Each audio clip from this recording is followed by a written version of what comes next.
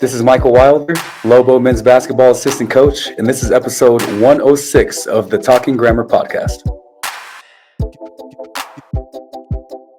Hey, what's up, everybody? It's Jeff Grammer with the Albuquerque Journal, and as you just heard, this is episode 106 of the Talking Grammar podcast. Glad you're here. Glad you're listening or watching. However you are consuming this podcast, it is much appreciated. And as you just heard, it's Michael Wilder Day on the pod, and he's one of the new UNM Lobo assistant coaches. So I've not yet met him in person. My introduction to him was about the same as your introduction to him is about to be, and that is through this podcast. So hope you guys enjoy it. I know he was. I had a good time talking to him. He's a California guy. He played for 4 years at UC Irvine. He coached for the last 11 years at UC Irvine. So we're talking about a young man who has already spent 15 years of his life associated with UC Irvine basketball, not unlike Eric Olen, the new Lobo men's head coach, who spent 21 years of his life in San Diego at UC San Diego, and decided, look, this is the right time. It's time to venture out and break the comfort a little bit and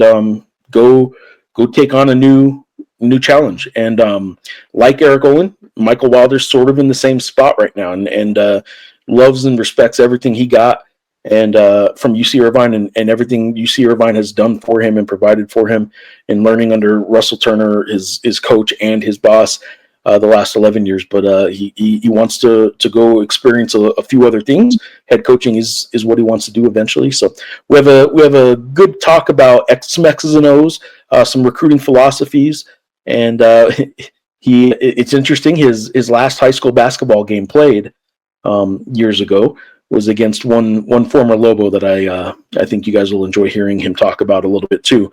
So hope you guys enjoy this. Hope you guys enjoy all these podcasts that we're providing to you, not only the Talking Grammar podcast, but the about 7 or 8 of them now that the Journal is providing. And I hope you guys are taking advantage of that. abqjournalcast.com is where you can see links to these to either listen or watch on the Journal's YouTube page. If you have feedback for me, show suggestions, comments, advertising inquiries, let me know. You can email me at ggrammar@abqjournal.com. I'll get you in touch with the exact right people to do all that. And or just let me know what you think about the show. You can also get me on social media at any time, at Jeff Grammer. That's Blue Sky, X, Twitter, Instagram. Get me on all those places, and just let me know what you think. Keep the dialogue going. Keep the engagement going back and forth, and it's much appreciated. So a lot of stuff going on with Journal Sports. I know the high school sports season just wrapped up, and James Yotis just killed it, did an amazing job covering all the spring sport championships. Hope you guys were able to consume some of that, either online and print, however you read the Journal's content. And you can subscribe and help local journalism for stuff like that, stuff like this podcast, our Lobo basketball coverage, Lobo football coverage with Sean Ryder's coming up. All the stuff we do, you can help out by subscribing. abqjournal.com/subscribe is how you get there. And subscribe to the digital product, the print product. Whatever you can do to help local journalism helps us provide more of this content that you're consuming. So hope you guys enjoy this conversation I have with new Lobo men's basketball coach, Michael Wilder.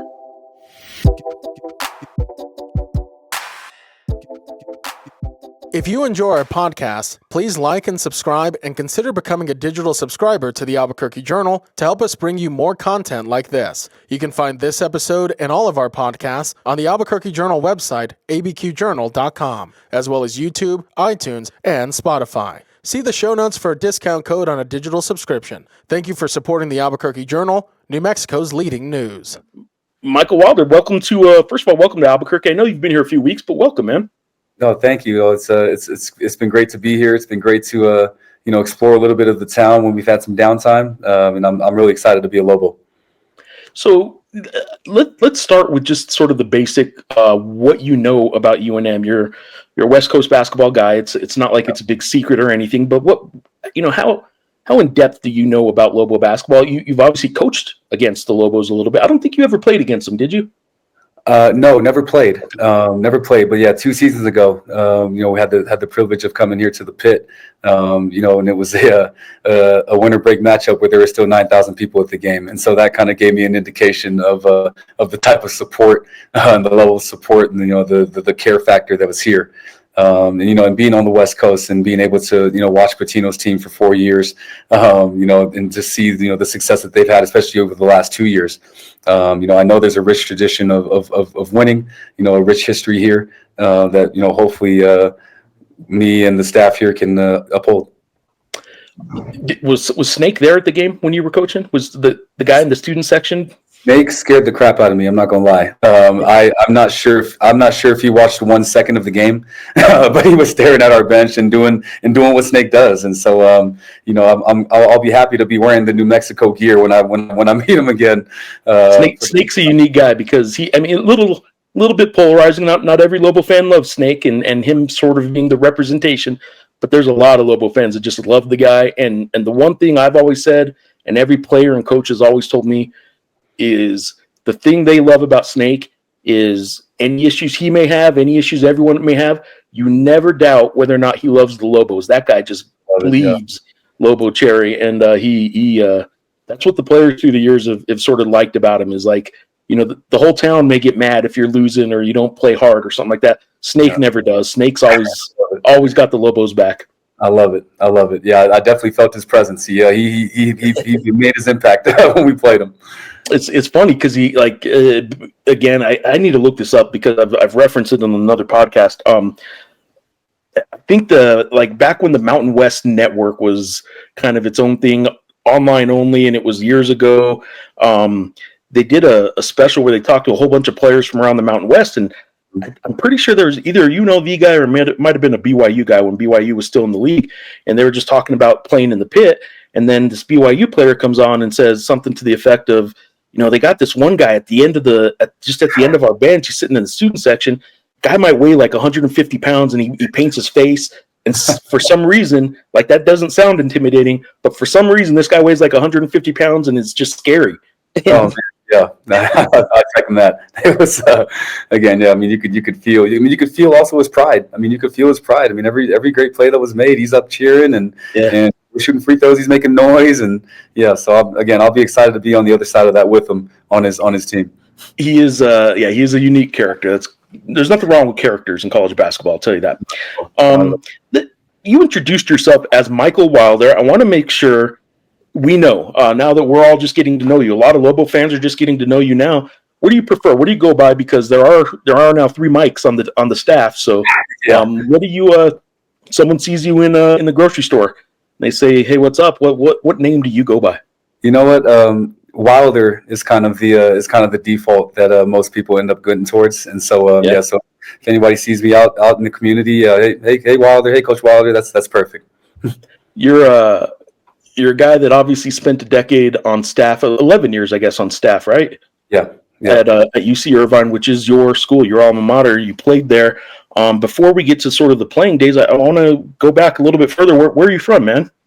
So I was born and raised in Long Beach, California. Went to Wilson High School in Long Beach, and out of high school, I walked on at UC Irvine and actually played for the previous head coach named Pat Douglas, who had a lot of good years at Irvine, especially in the early 2000s to mid 2000s. Was a national champion at the D2 level when he was at Cal State Bakersfield. And so I give him a lot of credit for just giving me the opportunity to be able to play Division I basketball.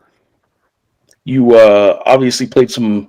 Well, actually, before I get to that, I'm going through some UC Irvine articles. I was reading some stuff on you. Doing all my research on you. Yeah. There's nobody that shows up to a senior night rocking floral gear like some Pacific Island blood. You have to have some sort of Pacific Island blood. It's not just Long Beach. Where are the roots? Yeah, so my mom is Samoan, so I'm half Samoan. Samoan, nice. Yeah. Okay, I have some family. I have my uncle.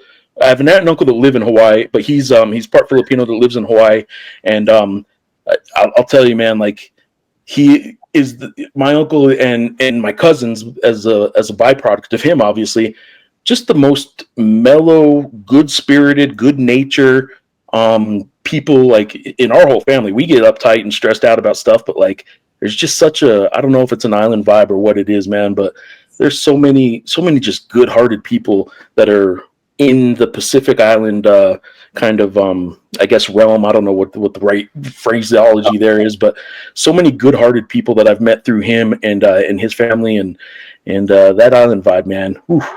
Yeah, it's I've definitely taken it on over the course of my life. I mean, if you ask most people about me, I'm pretty mellow. I'm pretty chill. Yeah. Not too high on the highs, not too low on the lows. Pretty even keeled. And so I definitely took on some of that island vibe from my mom's side.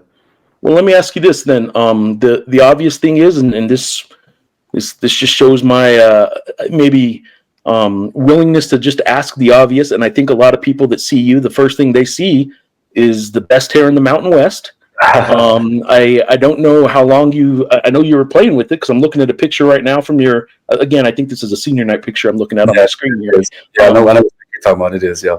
So you've had an afro for a long time?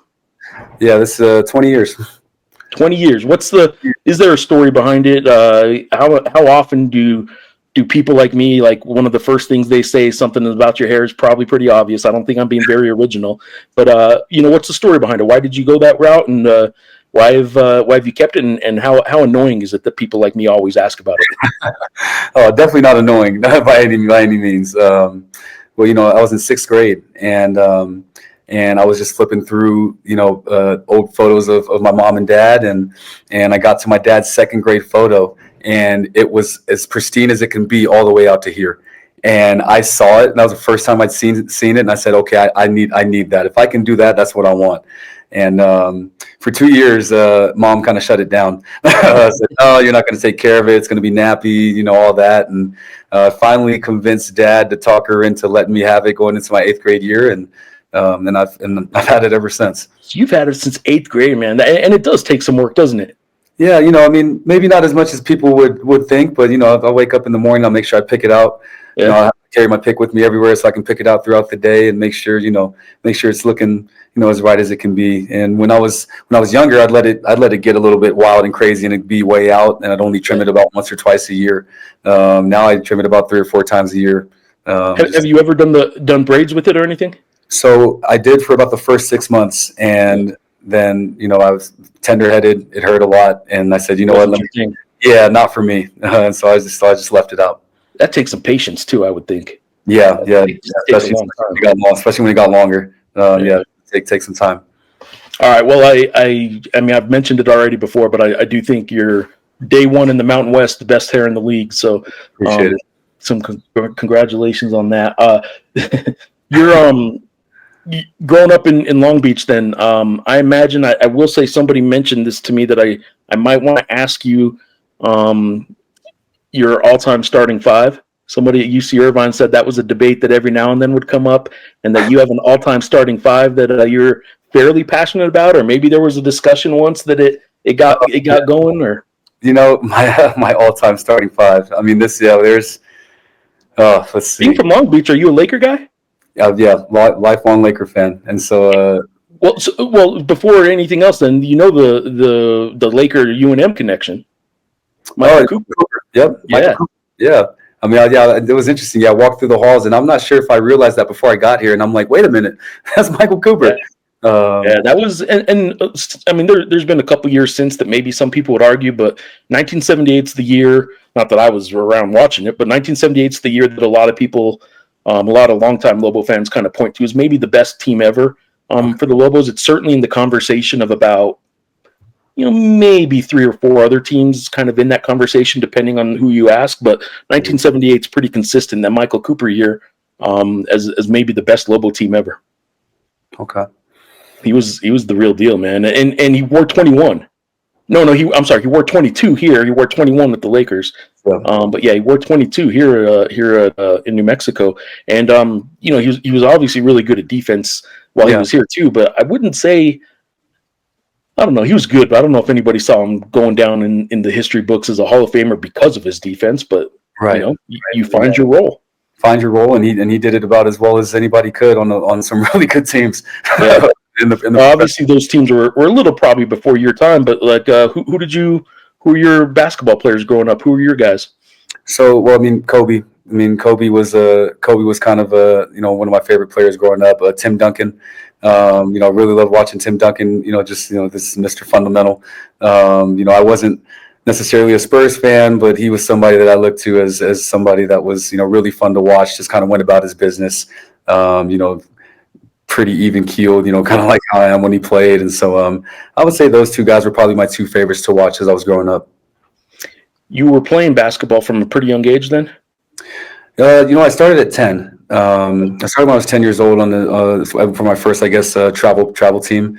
Prior to that, my dad he'd take me to parks and I'd kind of watch him play 5-on-5 at different parks and maybe shoot on the side, but wasn't necessarily something that I was super involved in. And so when I found the travel team at 10 years old, it probably took about 2 to 3 years before I actually really got any sort of good. But I fell in love with it from day one. I had a really good group of guys that I still talk to this day. That were kind of the first original 5 or 6 of us that were on that team. And so that was kind of the start of the journey. How good was Dad when you're going to watch him play? I mean, you probably thought he was pretty good then, but was he legit? He was good. I didn't beat him until my senior year, right before I got to Irvine. And he was about 5'10", could really shoot it, really crafty. And it was I actually played in adult leagues growing up with him, starting my freshman year. So with my dad, he's kind of the one that showed me the ropes a little bit. And built my toughness. I kind of got my toughness from him. Being out in the parks and adult leagues, playing against 30, 40-year-old guys that didn't care how old I was when I stepped into the rectangle. And so those are some fun times. My dad had some game. Some of those adult leagues are, I mean, they're not going to pack the pit or anything like that. But I've always thought that, like, if you follow an adult team around for just like 1 year and you get to know all those characters, like there's the guy that shows up with the goggles, there's the guy that shows up with knee pads that can shoot it from 10 feet beyond the arc every time. There are just some stories with some of these guys that I'm telling you, man, I think it would make a great Netflix documentary or something like that. Like those rec leagues are fun, man. There's characters. I agree. And we had plenty of them on my team as well. And I played, I got to play with my dad, got to play with my uncle. One of my good friends growing up, Solomon Hill, spent some time in the NBA, played at Arizona. Yeah. He and his dad played on the team in our last year. A couple of my dad's friends, again, characters. Again, it was, different than, the high school teammates or the AAU teammates. But again, it gave me, different perspective to really grow my game. And if they're playing at that level too, that rec league level, like it's about love then at that point, they don't have to be out there. They're not trying to prove it to anybody. So exactly. And then, refs aren't calling fouls. And so there's, those are fun times. How, if I'm not mistaken, I did see a reference that you played some high school volleyball as well. Yeah. So volleyball was kind of my second sport. I quit baseball when I was 11 and, my mom was like, "Hey, you're going to play another sport." I wasn't really that interested in playing myself. My older sister played though. Yeah. She played at Cypress College and at Dominguez Hills. But I used to go to her tournaments all the time. I loved watching her play. Loved peppering with her in the yard. If we were just, at home in the backyard messing around. And so my mom put me on Seal Beach Volleyball Club, 12 and under team.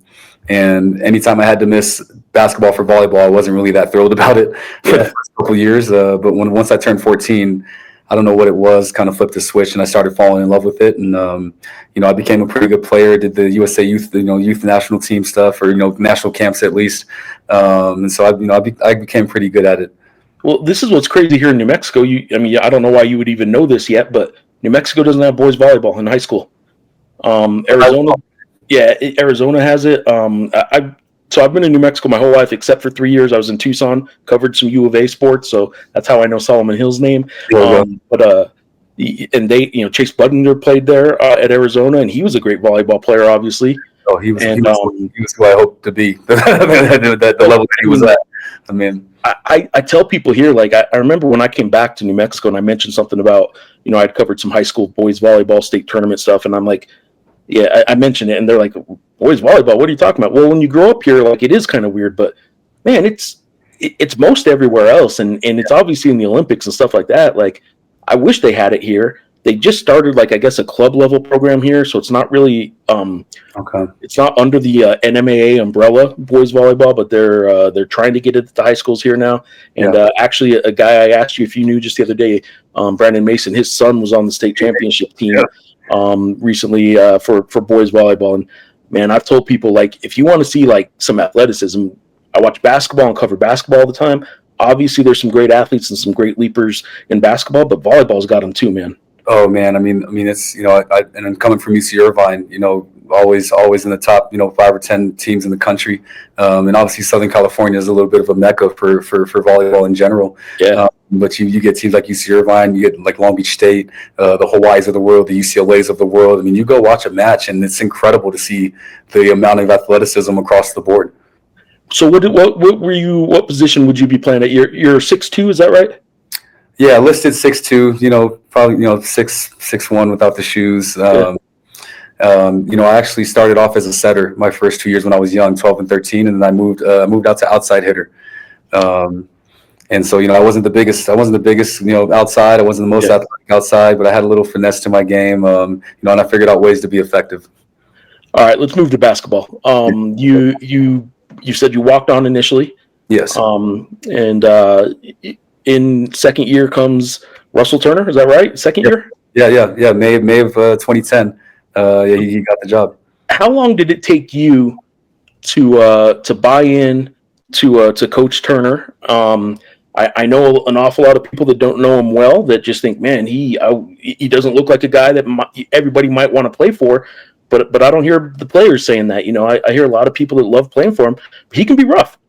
Yeah, I mean he's tough on you. He's demanding. It's interesting. One of the things that he said, he's from Roanoke, Virginia, but it's been a lot of high level places. Wake Forest when Tim Duncan was there. Stanford were there number one, and then obviously Golden State during the We Believe years, and then Steph Curry's freshman year was his last season with Golden State.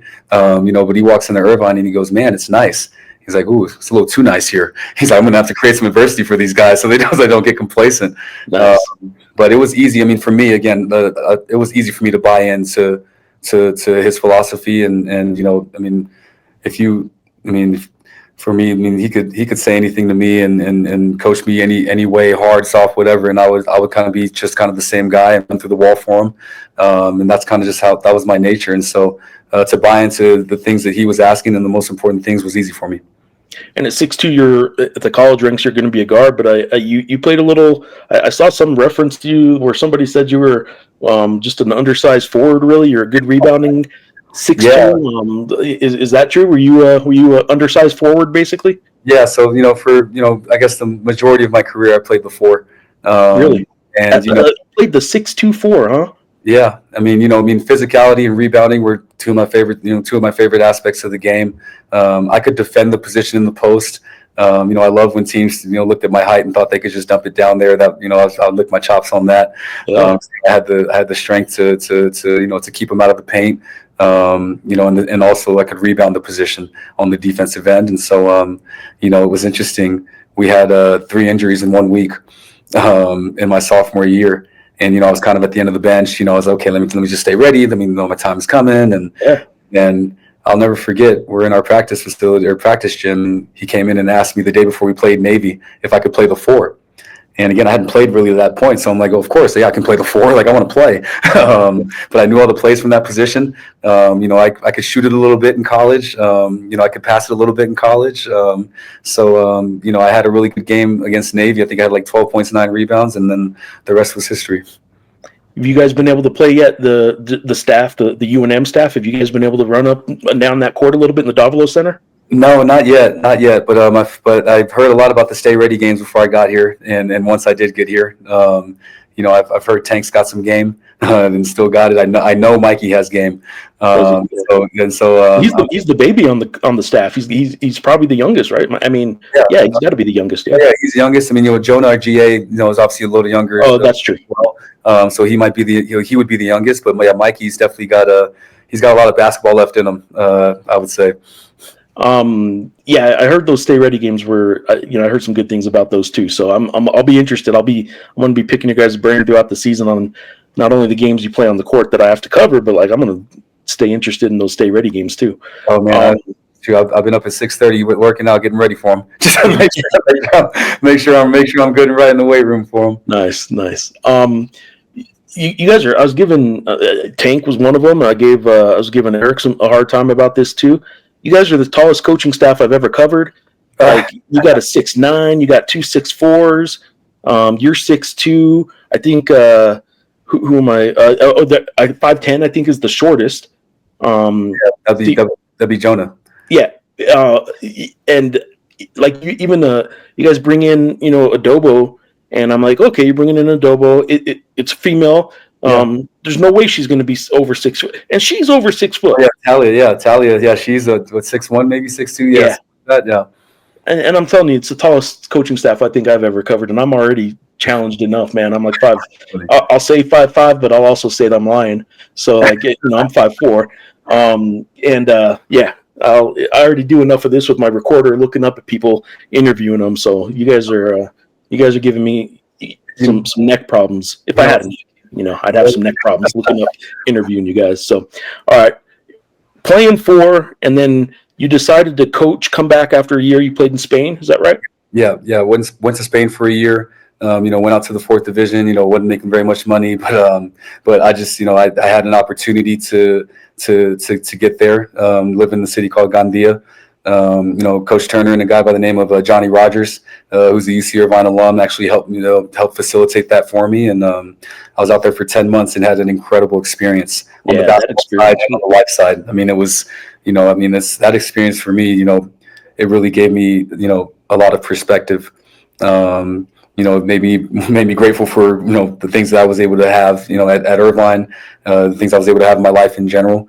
And then it just allowed me to realize that, there's a different way of living that also works. I don't have to be, go the entire day. And then, for the first month, my nickname was Tranquilo, just because they're like, relax, it'll get done, it'll get there. And so I had to adjust to that a little bit, but it was an incredible experience. You, when you do come back, you get right into coaching. Was that something you, as a player, kind of knew you were probably going to do the coaching route? I wasn't too sure, honestly. I really enjoyed coaching, like in our youth camps. And so, when coach called me about a month before I came back and asked if, to said, hey, I'd love to offer you a position if you're interested. He thought I could, do really well in the business. And, I figured, okay, if this is something I'm going to want to do, this would be the best place to start. My alma mater, all the coaches I played for. I still had 9 guys that were my teammates that were on the team my first year back. We lost in the final, conference tournament final my senior year. So, a little unfinished business. And so I felt like, okay, maybe let me see if this is something I'd want to do. I kind of quickly fell in love with it. And now I'm here. Harder first couple years as a coach, playing for or working for Coach Turner, or first couple years of playing for Coach Turner? What was harder? Good question. Probably coaching. Probably coaching. I mean, there is a different level and standard of expectation being on the coach's side. As a player, again, like, hey, what do you need? Okay, run the mile in 6 minutes. Okay, that's easy. Okay, do these sprints this time. Okay, I got that. But just kind of learning the ropes a little bit in terms of the level that I needed to execute, different responsibilities and tasks at that level was an adjustment. But I had good coaches around me, Coach Alltime, Coach Nick Booker, Coach Ryan Battertelli, those 3 guys, who also coached me when I played. I leaned on them a lot, and they really guided me, in the right ways, I believe. I asked Tank this. I'm going to ask you to. Well, before I do, let me kind of expand. You were there for 10, 11 years.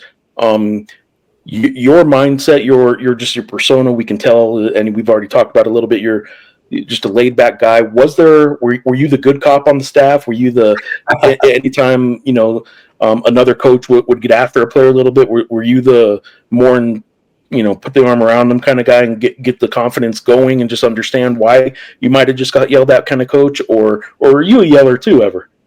No, certainly I played a lot of good cop early. It's in my career, especially, and part of being back with Coach Turner, especially as my teammates kind of phased out, and then we, as I started moving along in my career, a lot of the experiences that the players were going through over the years, I went through those same experiences, and so it was easy for me to kind of be a translator of sorts when players didn't quite understand why Coach Turner was getting on them or why he saw something a certain way. I myself am not, I've never been much of a yeller. Part of the reason why Coach Turner and I fit together so well is because we're a little bit of opposites in that way. But we're able to balance each other out, and the things that I need the most are the areas where he pushed me the most, just to make sure that I'm the right level or the appropriate level of demanding, command the appropriate level of respect, from the guys. And then, coach can be loud, and coach can be, demanding. And so I can kind of balance him out on that end too. And so I wouldn't call myself a yeller, I don't think, but there are definitely, on the defensive side of the ball, especially, there's certain things that'll get me a little bit fired up. All right. Well, let me ask you this then. And this is one thing I asked Tank is Coach Wilder, would you have been able to coach player Wilder? Would he be a coach that maybe would he be a player? Would you have been a player that maybe got under your skin a little bit, or were you would you have been coachable? I think I would have been able to coach myself fairly well. Again, I was, as a player, I never really complained about anything. And I kind of just did everything I could to do what the coaches asked, and work hard and be kind of that example for the rest of my teammates. And so I think I would be able to do a better job of maybe like making myself a little bit more vocal, as a player. But I definitely think I'd be able to coach myself well.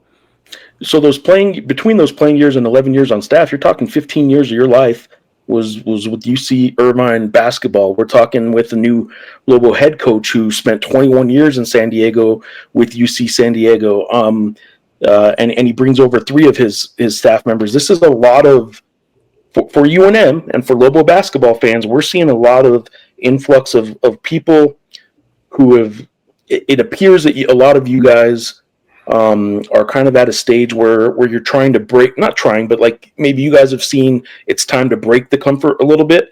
You got to get out of that comfort zone a little bit and kind of take a next step. And this is the next step. And I'm curious how you saw, not UNM, well, I'll ask you about why UNM and why Coach Olen is the right fit in a minute, but why a change at all was maybe the right time in your life right now to sort of to break the comfort of 15 years of your life was at UC Irvine. Yeah, I owe a lot to UC Irvine. Again, all the coaches, players, staff members, administrators that have been through, that have kind of helped me along the journey. And there was a sense of, not complacency, but comfortability. I knew Coach Turner. I knew the system inside and out. I knew the area. I knew the donors and the boosters. I knew the school and the university, the professors. I just saw an opportunity to be able to branch out a little bit, for a coach, and Coach Olen, who I respect 100%, who I got a chance to compete against, the last 5 years. We were the 2 best teams in the conference by far, I think, the last couple of years. And for me, it was, okay, I have an opportunity to go work for an incredible coach. And, everyone I called on Coach, there was not one bad thing I heard. And so I said, you know what, if there was ever a time coming off of an historic year for us at Irvine, and winning 32 games, and to be at the Mountain West level again under a coach that I really respect and really, believe in the things that he's doing, I said, you know what, this is the perfect time. This perfect time as any to make a change and to branch out and to see, what kind of impact I could have, at a different place. What are the long-term goals? Are you a head coach someday in your life, you think? Yeah, that's the path I'm on. I'd love to be a head coach, love to lead a program. And, one of the biggest things, and, Coach Olen and I talked about this during the process, is, being able to work under different people, see different things, learn different philosophies, so that hopefully one day when I become a head coach, I'll be able to take, things from different, obviously from Coach Turner, from Coach Olen, from anyone else who maybe I work for in the meantime, and be able to form, my own philosophies in a different way. One of the coaches I've covered that I think explained that as best as anybody, and it's because the name was so recognizable. I'm not, believe me, going to always reference the Patino tree and all that, but Richard Patino is Rick Pitino's son, in case you didn't know. And he grew up watching a Hall of Fame basketball coach his whole life in Rick Patino and working for him as well.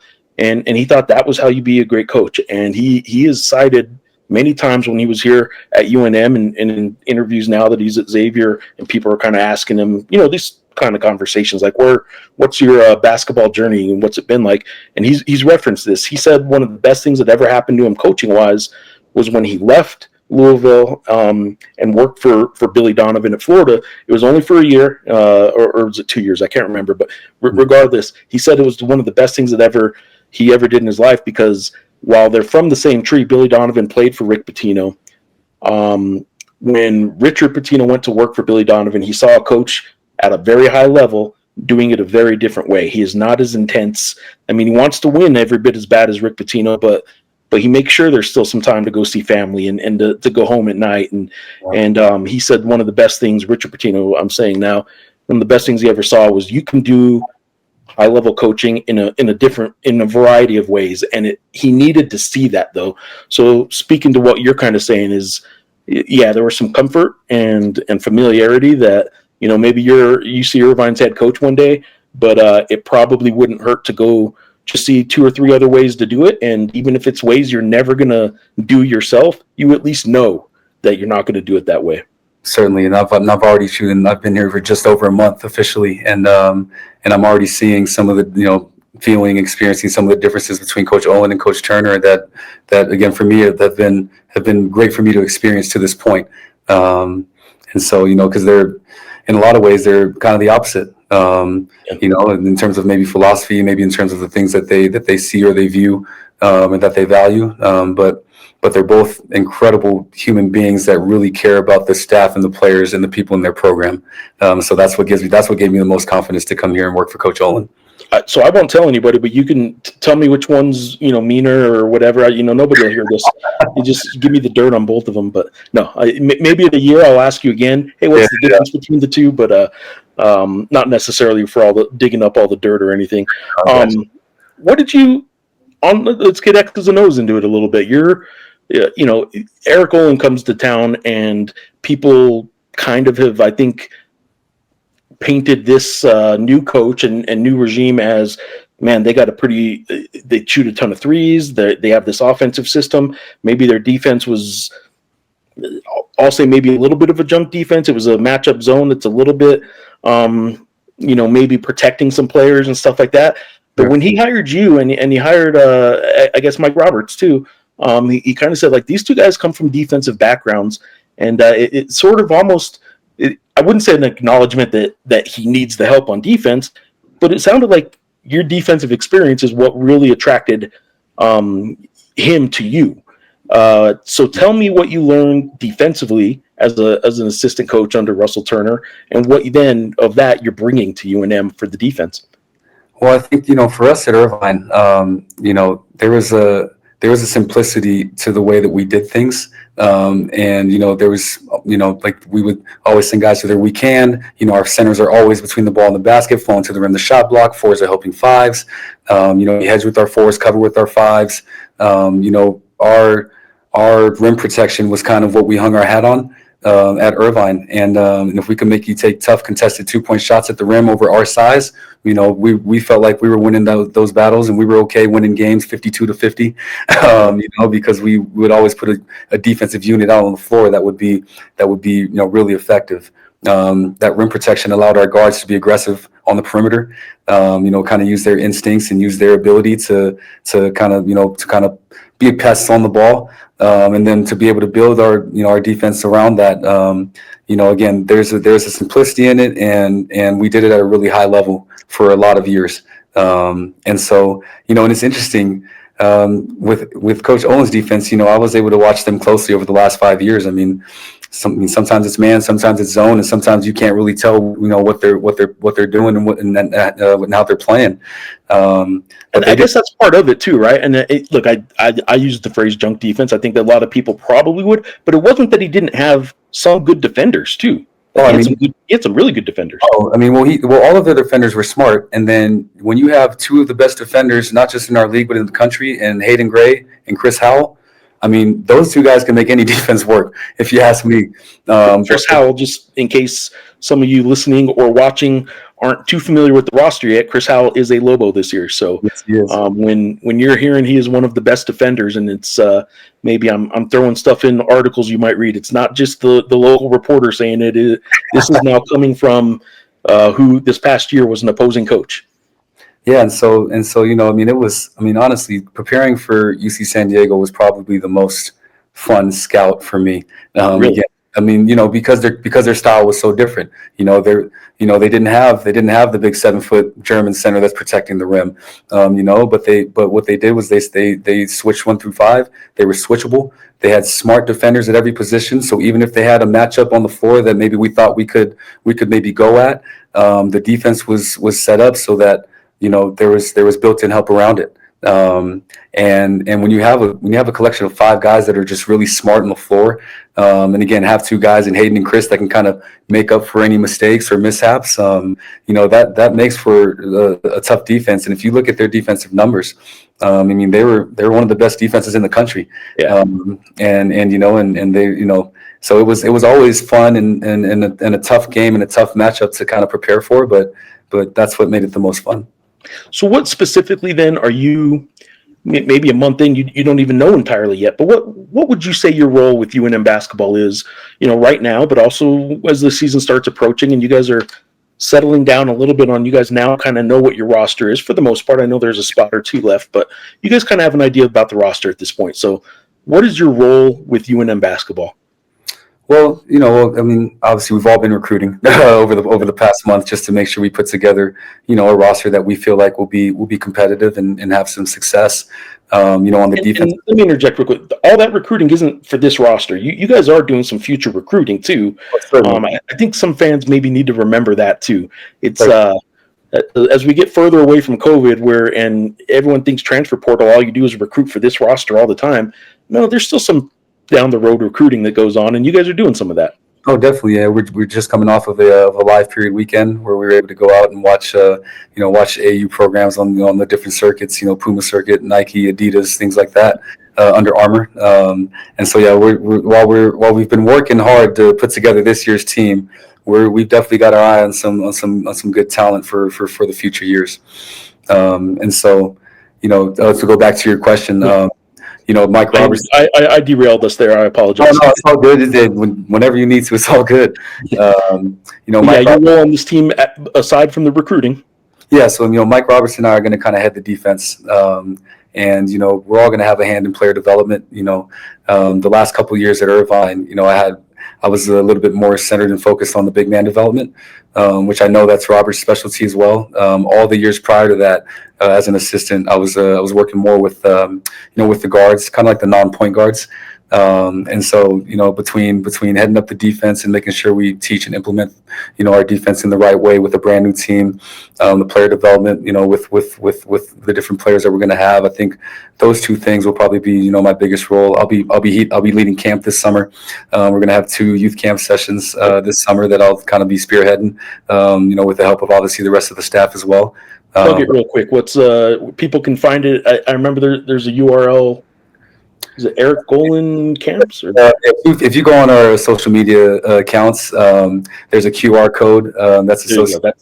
That's how to do it nowadays. And the link is also attached to our social medias. So that'd be the easiest place for people to find it.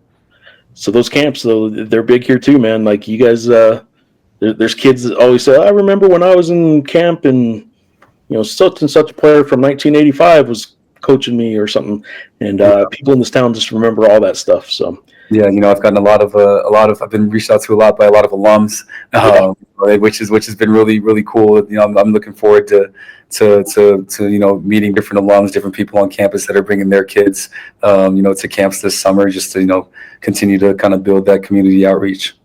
Did you know any UNM players more than just by name, in the coaching circles before this? Any UNM, former players or coaches?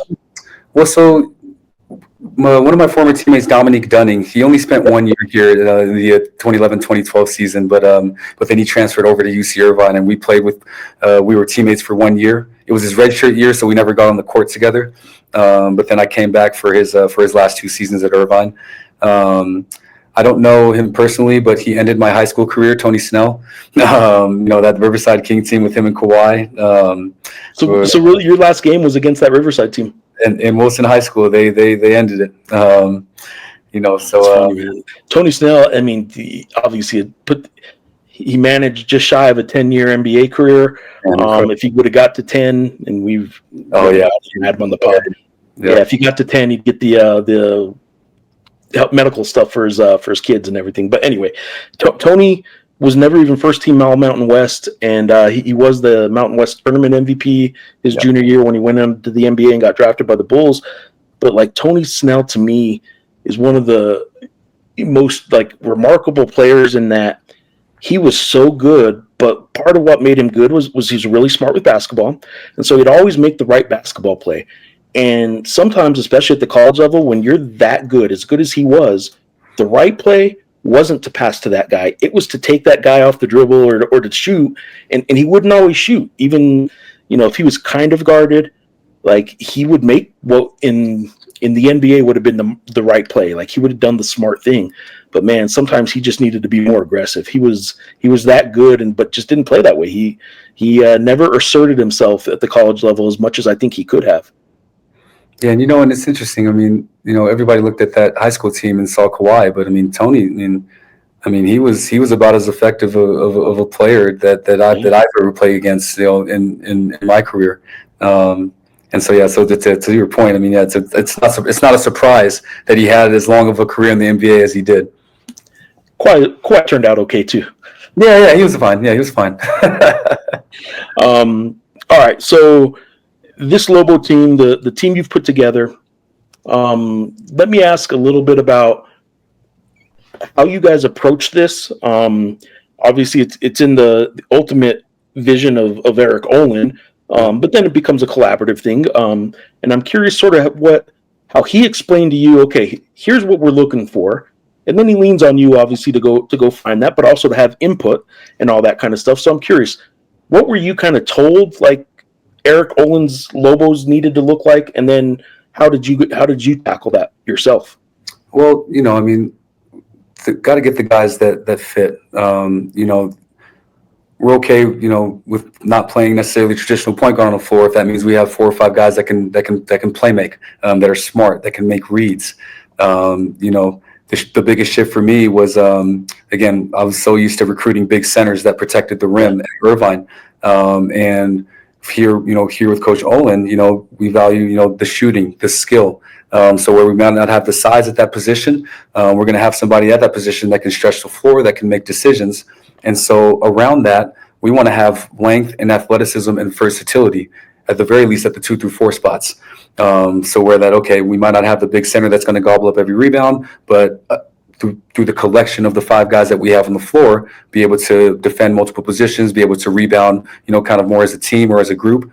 And then again, have multiple guys on the floor that can again push the ball up the floor, that can play make and make decisions. And so look at a number of different advanced metrics for that, especially for the guys in the transfer portal, which is also a little bit of a shift for me, but also a great lens for me to look through in terms of how we've been evaluating the guys that we've been adding to the group. Were you, heavily involved in recruiting your entire time at UC Irvine? Yeah. And so, probably took me, a couple of years to really get up the curve a little bit on the recruiting side. But I feel like, especially in the last, maybe post-COVID, I feel like I really found my stride as a recruiter, and just being able to recruit, high quality kids, high quality families, that were about the right values and things like that. All right, man, you're stepping into a unique place at UNM where the fan base is as passionate as any, and the pit is as advertised. It is probably the best arena. Not probably. It's the best home arena of the arenas I travel around to. It is the best overall, and all that kind of stuff. But it is a program that has some. I think because the pit and the fan base is so well known, I think the fans here take a little more ownership of the team than maybe at some other places. and that brings some good and some bad. They want to know about you guys year round, but they'll let you know when they don't like what's going on.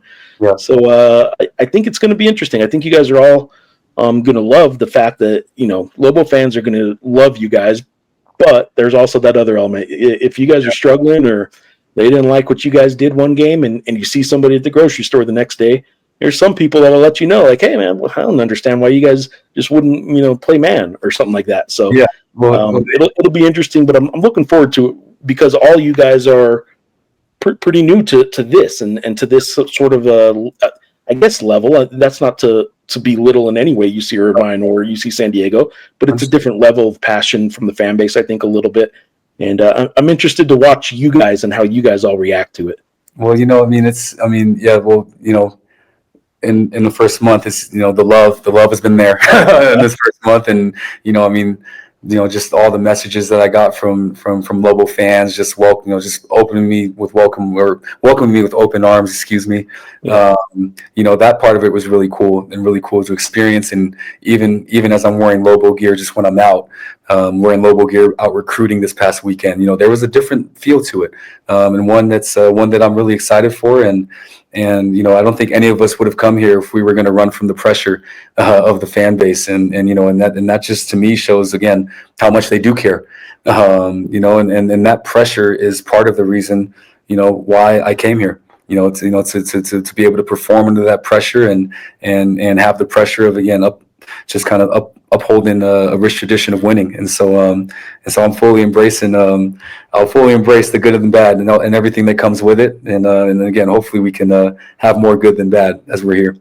Well, I appreciate you coming on, man. I appreciate you sharing just your story, and like I said, this is about 45 minutes that we've been doing this now. So I'm glad I didn't tell you like I told Tank and I told Eric 20 or 30 minutes, and then had him on 45. I just told you it didn't even feel like 45 minutes. I hope it didn't feel like 2 hours. So not the other way. I'll be getting to know you guys a little bit as the players come in this summer and at the camps, and I'll be covering all that stuff. And I do look forward to getting to know you guys in person a little bit, and to knowing you guys like I have every other staff I've covered. So I'll be around, and I do appreciate you for being here. I will sign off with one last thing, and that is I mentioned it earlier. I don't need the all-time starting five if you don't have it. But who you said you're a Kobe guy? I'm a Kobe guy. Is Kobe an all-timer? Is he a starting fiver for you? Yeah, yes, he is. Yes, he is. Kobe's on that list. Oh God. Okay. It's all Lakers, right? No, it wouldn't be all Lakers. I wouldn't say, but Kobe's on that list. Was Duncan going to be on that list for you? Duncan's on that list. Magic's on that list. It's interesting for me. And shoot, this is a little bit more old school. The game's not this way. Shaq's on that list. Is he? Okay. And then an interesting one, KD's on that list. Interesting. I don't know that I like that list then. Well, first of all, I'll tell you, I'm a Portland Trailblazer fan, so I got pretty sick and tired of watching the Lakers beat them every year. Oh God, there we go. Yeah, it's not a traditional all-time five, but it's the five I'd roll out there. I think that obviously they'd win a lot of games. Obviously, that five. I'm more of a I'd probably go Kareem at center just because I think I want to. It's hard to go against how dominant Shaq was. Like he just dominated guys. Right. So uniquely enough, I really like Arvydas Sabonis because I'm a Portland fan, and when he came over, he was already past his prime. Yeah. But he was so big, and even he got dominated by Shaq physically, and it's hard to go against that. But I think I'd take the skill of Kareem at that five spot a little more than just the physical dominance of Shaq. Fair enough. But it's hard to argue with any of those positions. I am totally fine with you not mentioning Michael Jordan being on that list. What? I can acknowledge that he's as good as everybody likes to say he is. But man, honestly, how did I forget about Jordan? I mean, if I swap KD for Jordan, you might not have the shooting on the floor or this floor spacing that we need. But could you imagine the competitive, like the way? But having Kobe Bryant and Michael Jordan on the same team, man, like that. I think that'd be miserable for every other player because they wouldn't put up with anything. Man, and you know what? That's How did I forget about Jordan? You could play him at the 5. You could play him in for Shaq. No, you got to put him in for KD. I know KD's got that length though. Well, you know what? And if I did that, shoot, I might swap out Magic for Steph. Yeah, there you go. I might swap out Magic for Steph. So if it was All Steph, right, I'm gonna pick your brain about that conversation throughout the season. All right, man. All right, Wilder. I'm calling you Wilder because I know that's what you said. All good. I'm gonna end up calling you guys all Mike at some point, and it's gonna get confusing. So, I do appreciate you for coming on, man, and I look forward to this season. No, I appreciate it. Thanks for having me. And again, I'm excited to be a Lobo, and I'm looking forward to this year. Appreciate your time. Awesome, man. Thanks. All right, thanks.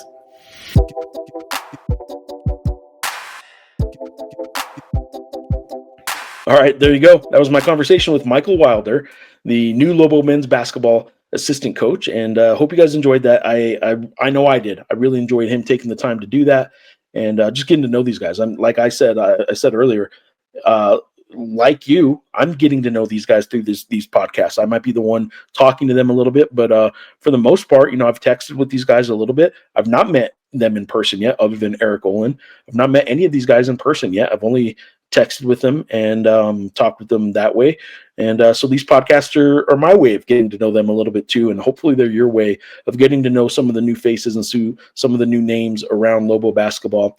And let me know what you think. Let me know what you think about Michael Wilder, about the podcast and all that kind of stuff. And make sure you consume as best you can any of those other podcasts we're doing. I know there's a lot of people at the Journal who are throwing a lot of work and a lot of themselves into their podcasts. And I think you'll enjoy some of them if you give them a chance. There are some really good, talented young journalists at the Journal that are really trying to branch out into what they're doing. It's not just about the written product, although we still do that every single day, print product and online digitally. But there's a lot of ways that journalism needs to reach you guys, the consumers, the readers, the listeners, the viewers, whatever you may be. And the Journal's tackling all those areas. We're not just a written print product anymore. And I hope you guys are taking advantage of us trying to branch out to meet you guys where you are. We're not waiting for people to come find us anymore.